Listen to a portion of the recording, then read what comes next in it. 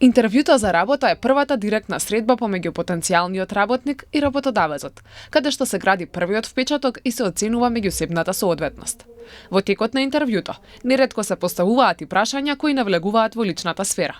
Иако некои лични прашања можат да бидат релевантни, сепак важно е да се задржи границата на професионалност и приватност, истакнува Кристина Златановска-Попова, искусен тренер и кариерен советник. Би рекла дека компаниите кои веќе имаат служба за човечки ресурси или пак имаат луѓе кои се занимаваат со човечките ресурси во компанијата, веќе престануваат да ги поставуваат тие лични прашања, бидејќи знаат што е соодветно, што не е соодветно, што влегува во доменот на дискриминација и што не е неопходно да се знае при интервјуто за работа. Сега, кога станува збор за оние малку помали компании, семејни фирми, фирми кои можеби имаат ограничени капацитети во однос на работници, нели? Претпоставувам дека ова прашање им е многу важно, за да би можеле да си ги планираат и ресурсите, а и начинот на работа. Веројатно дискриминацијата се уште оди повеќе на страна на жените, со оглед на тоа дека ние како жени играме многу различни улоги во нашиот живот. Нормално од нас се очекува да во еден период одлучиме да станеме мајки и со тоа доаѓа и она планирано боледување, односно трудничко боледување. И сега, клучното прашање повторно тука, зошто би требало тоа да биде пречка или да биде предизвик, но пак ќе кажам, веројатно ние жените малку повеќе имаме потешкоти во тој дел да бидеме дискриминирани со ваквиот вид на прашања. Спроведената анкета покажува дека граѓаните имаат поделени мислења за поставувањето лични прашања при вработување. Некои ги сметаат за оправдани, други за неприфатливи. Дали сметате дека е во ред да се поставуваат лични прашања на интервју за работа?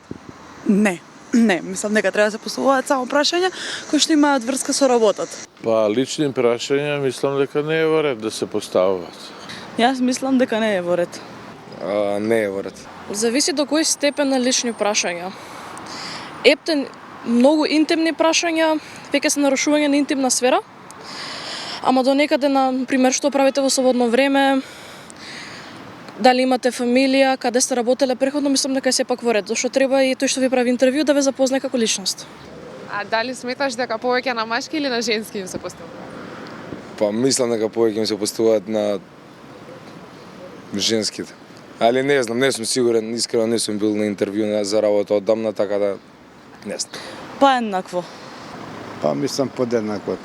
Мисля, че ни такви прашања на жените повеќе се поставуваат. Кај мажите, значи има некоја, како да кажам, дискриминација во тој однос. Младите генерации се повеќе информирани за своите работни и човекови права, па полесно препознаваат кога прашањето е несоодветно и можат да постават граница помеѓу професионалното и личното, додава Златановска-Попова. Силно се восхитувам на новата млада генерација, со оглед на тоа дека тие добро се подготвуваат пред да појдат на интервју.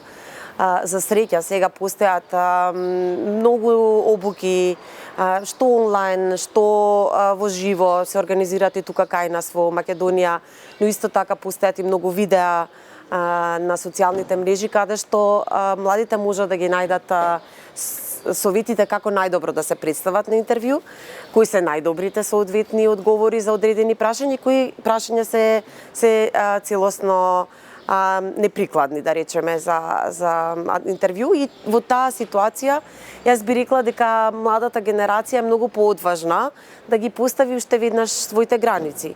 Потребен е балансиран и информиран пристап кон интервјуата за работа, кој ќе обезбеди еднаквост, професионалност и почитување на личната приватност за сите кандидати.